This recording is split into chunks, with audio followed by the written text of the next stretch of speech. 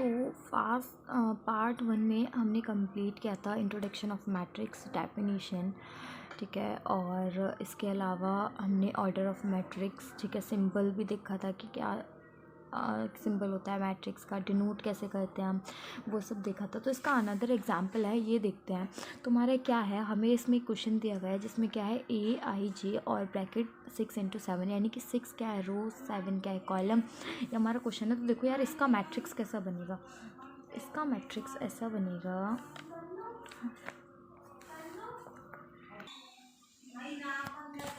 तो ये क्या हो जाएगा A11, A12, A13, A14, A15, A16, ठीक है।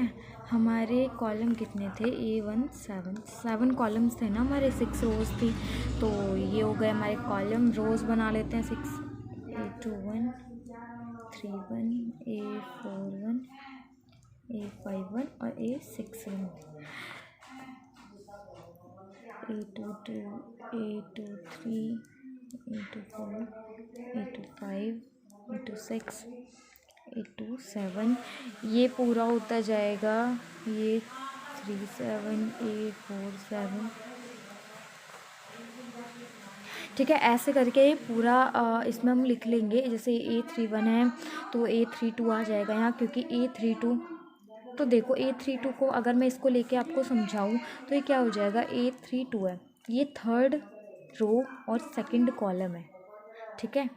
ये थर्ड रो और R×C अगर हम नंबर ऑफ़ रो और नंबर ऑफ़ कॉलम की इंटू करते हैं तो हमारे क्या निकल के आता है, ऑर्डर ऑफ मैट्रिक्स निकल के आता है, ठीक है। तो ये क्या है, थर्ड रो का, देखो ये R3 है ना, 1 2 3, थर्ड रो का कॉलम कौन सा है, ये कॉलम है, देखो तो कॉलम कौन सा है, C2, कॉलम सेकंड, ठीक है। ऐसे होता है। बात आते हैं टाइप्स ऑफ मैट्रिक्स की। तो देखो types of matrix, there are 7 type of matrix. First one is row matrix, जिसे हम पंक्ति आव्यूह बोलते हैं। कॉलम मैट्रिक्स स्तंभ आव्यूह बोलते हैं। स्क्वायर मैट्रिक्स, डायगोनल मैट्रिक्स और स्केलर मैट्रिक्स, आइडेंटिटी मैट्रिक्स और ज़ीरो मैट्रिक्स, ठीक है। एक एक करके हम इन्हें देखते हैं कि क्या होता है और ये कैसे होता है, ठीक है। पहले हम आते हैं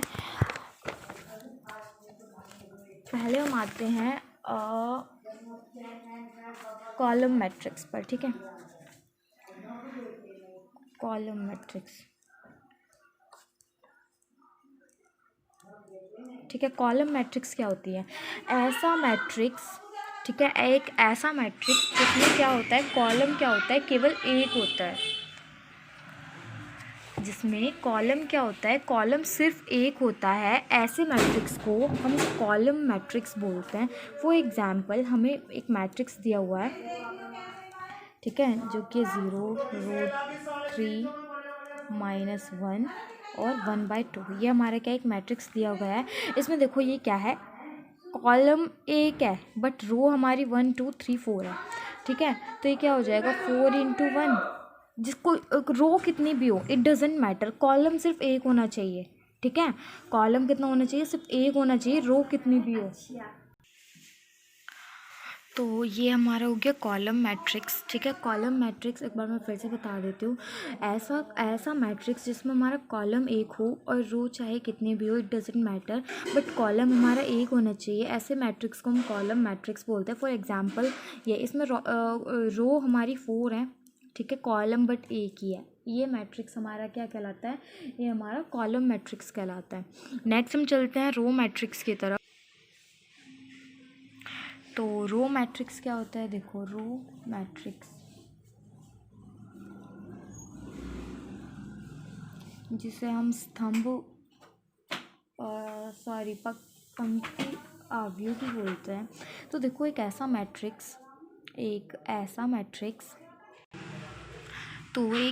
मैट्रिक्स जिसमें क्या हो, रो केवल एक ही हो, ठीक है। कॉलम कितनी भी हो इट डजेंट मैटर, रो कितनी होनी चाहिए, सिर्फ एक होनी चाहिए, ठीक है। फॉर एग्जाम्पल -1/2 √5 2 3 ये 1, ये हो गया 1 × 4। देखो हमने कॉलम मैट्रिक्स में पढ़ा था एक ऐसा मैट्रिक्स जिसमें कॉलम एक हो, रो कितनी भी हो, ठीक है। रो में ये है कि हमारा सिर्फ रो एक होना चाहिए और कॉलम कितने भी होने चाहिए, ठीक है। ऐसे मैट्रिक्स को हम क्या बोलते हैं, रो मैट्रिक्स बोलते हैं, ठीक है। नेक्स्ट हम देखते हैं, हमारा थर्ड है जो कि है डायगोनल मैट्रिक्स, ठीक है, जो कि है डायगोनल मैट्रिक्स। इस मैट्रिक्स में क्या होता है,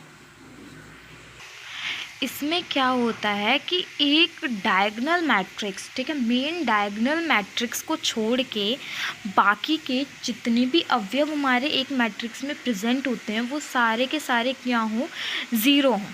फॉर एग्ज़ाम्पल हमें एक मैट्रिक्स दिया गया है जो कि है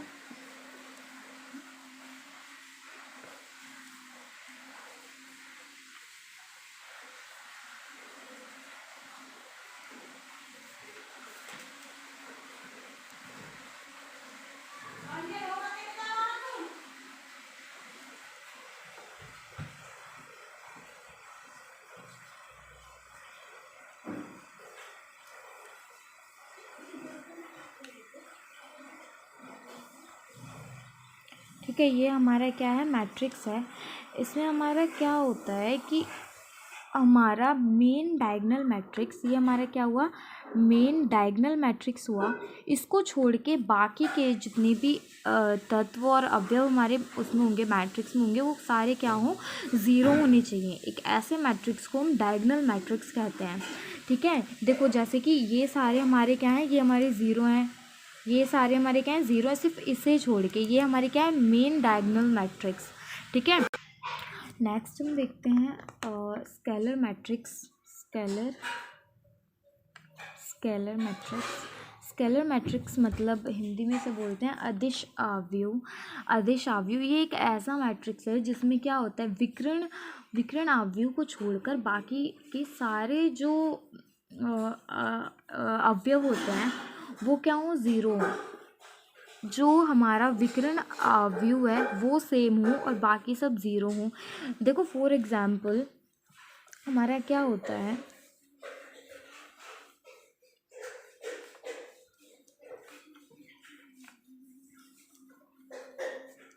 मैंने आपको डायगोनल मैट्रिक्स में बताया था कि एक ऐसा मैट्रिक्स जिसमें क्या हो, मेन जो डायगोनल हो उसे छोड़कर बाकी के सारे जो अवयव और तत्व हों वो ज़ीरो होने चाहिए, ठीक है। इसका ये जस्ट अपोजिट है, ठीक है। इसमें आदेश में क्या होता है कि मेन डायगोनल मैट्रिक्स तो सेम हो, ठीक है, बस उसमें जो क्या होगा, मेन डायगोनल मैट्रिक्स क्या होगा, सेम होना चाहिए और बाकी के अवयव क्या होने चाहिए, ज़ीरो होने चाहिए। फॉर एग्जांपल ये क्या है, मेन डायगोनल मैट्रिक्स है, ठीक है। इसे छोड़ के सारे अवयव क्या हैं, ज़ीरो हैं। ये मेन है, ये जो है ये सेम होना चाहिए। अगर ये सेम होगा तो ये हमारा स्केलर होगा, ठीक है, यानी कि अदिश आव्यूह होगा। और अगर ये हमारा सेम नहीं होगा तो ये हमारा डायगोनल होगा, क्योंकि इसमें भी ज़ीरो है सारे अवयव, ठीक है। तो एक ऐसा मैट्रिक्स जिसका मेन डायगोनल मैट्रिक्स क्या हो, सेम हो। ज़रूरी नहीं है वो वन हो, ज़रूरी है कि वो कोई भी हो बट सेम हो, ठीक है। ये स्केलर मैट्रिक्स कहलाता है। नेक्स्ट हम मूव ऑन करते हैं अपना आइडेंटिटी मैट्रिक्स पर। आइडेंटिटी मैट्रिक्स, आइडेंटिटी मैट्रिक्स देखो ये मैट्रिक्स क्या होता है, आइडेंटिटी मैट्रिक्स में क्या होता है, ये एक ऐसा अवयव है जिसका जो मेन डायगोनल मैट्रिक्स है वो वन होना चाहिए, ठीक है। अगर उसका बस सिर्फ और सिर्फ वन ही होना चाहिए। अगर वो वन है, ठीक है, मेन डायगोनल मैट्रिक्स क्या है, वन है और बाकी सब ज़ीरो हैं, तो ऐसे मैट्रिक्स को हम आइडेंटिटी मैट्रिक्स कहते हैं। और इट इज़ डिनोटेड बाय, तो इसे हम डिनोट करते हैं आई से। फॉर एग्ज़ाम्पल अगर हमारा एक मैट्रिक्स ले लेते हैं, ठीक है,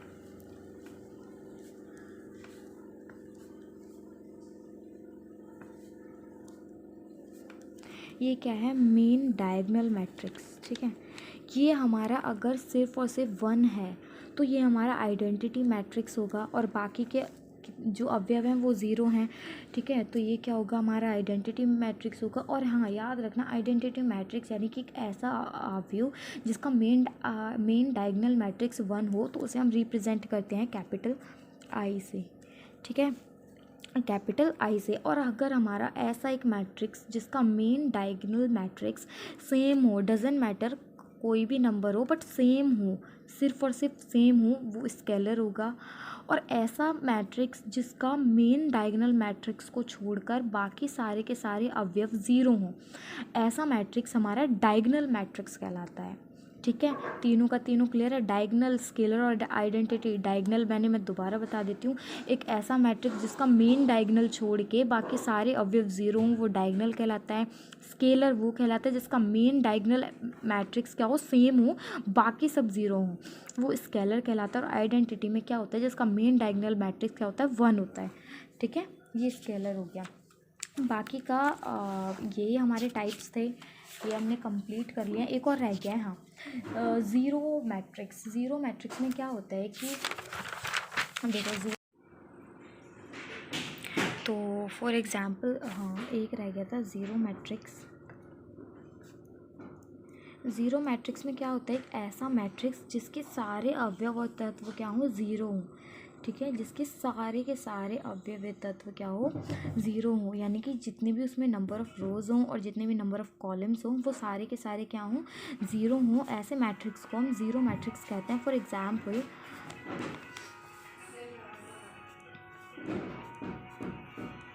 ये मैट्रिक्स है, ये हमारा क्या है, ज़ीरो मैट्रिक्स। इसमें क्या है, 3 रोज़ हैं और 3 कॉलम हैं और हमारे अवयव क्या हैं, सारे के सारे ज़ीरो हैं। ठीक है, ये सारे के सारे टाइप्स थे, सारे टाइप्स हमने कवर कर लिए हैं। देन हम देखते हैं हम देखते हैं अवयव की समानता, इक्वलिटी ऑफ मैट्रिक्स। ठीक है, तो इक्वलिटी ऑफ मैट्रिक्स में क्या होता है, देखो यार इसकी 2 शर्तें होती हैं। पहला तो ये होती है कि जो हमारा मैट्रिक्स होता है उसका ऑर्डर ऑफ मैट्रिक्स जो होता है वो हमारा क्या हो, सेम हो। ऑर्डर ऑफ मैट्रिक्स सेम हो, यानी कि जितनी हमारी नंबर ऑफ़ रोज़ हों उतनी हमारी नंबर ऑफ़ कॉलम्स होनी चाहिए। पहली शर्त ये होती है इसकी। ठीक है, दूसरी शर्त इसकी होती है कि दोनों अवयवों के संगत यानी कि कॉरेस्पॉन्डिंग एलिमेंट्स क्या हो, वो क्या हो, समान होने चाहिए। दूसरी शर्त ये है इसकी कि जो कॉरेस्पॉन्डिंग एलिमेंट्स हैं वो क्या हो, समान होने चाहिए। तो मैं लिख देती हूँ, इक्वालिटी ऑफ मैट्रिक्स। ठीक है, इक्वालिटी ऑफ मैट्रिक्स के ये क्या होता है, यानी कि अवयव की समानता। ये इसकी 2 शर्तें होती हैं। पहली होती है order of matrix, order of matrix जो हो वो क्या हो, सेम हो, यानी कि जितनी नंबर ऑफ़ कॉलम्स हों उतने ही नंबर ऑफ़ रोज़ हों। और दूसरी शर्त ये है कि जो इसका कॉरेस्पॉन्डिंग एलिमेंट्स हैं वो भी सेम हों, कॉरेस्पॉन्डिंग एलिमेंट्स क्या हों, वो भी सेम हो। ठीक है, ये क्या होगी, इक्वलिटी ऑफ मैट्रिक्स। सारा बेसिक जो था यहाँ पे ख़त्म। नेक्स्ट हम मूव ऑन करते हैं अपनी एक्सरसाइज की तरफ, जो कि 3.1। इसमें 4 एक्सरसाइजेस हैं, 3.1, 2, 3 एंड 4। एक एक करके वो भी पार्ट वाइज कवर करेंगे। तो देखते हैं 3.1 एक्सरसाइज में क्या है। तो ये है एक्सरसाइज 3.1। इसका फर्स्ट क्वेश्चन देखते हैं। ये हमारे एक अवयव यानी कि एक मैट्रिक्स दिया हुआ है। इसमें पूछा गया है कि के लिए ज्ञात कीजिए, मतलब एक इसमें निकालना है अवयव की कोटि यानी कि ऑर्डर ऑफ मैट्रिक्स निकालना है, total number of elements in a matrix वो निकालना है। और अगर अवयव A1/3 है तो इस मैट्रिक्स में से वो कौन सा होगा, A21 के लिए निकालना है, A33 के लिए, A24 के लिए और A23 के लिए। तो ठीक कोटियाँ कितनी होंगी, 13 के लिए एक तो 1 × 13 हो जाएगी और 13 × 1 हो जाएगी। सिर्फ 2 कोटियाँ संभव हैं 13 के लिए, क्योंकि एक रो, ठीक है, कॉलम, रो एक और कॉलम 13, सॉरी, जब हम एक रो बनाएंगे तो एक तो 13 तक उसमें आ जाएगा और एक कॉलम वाइज, तो इसकी 2 कोटियाँ पॉसिबल हैं। तो सेकंड वाला भी सॉल्व हो गया। ठीक है।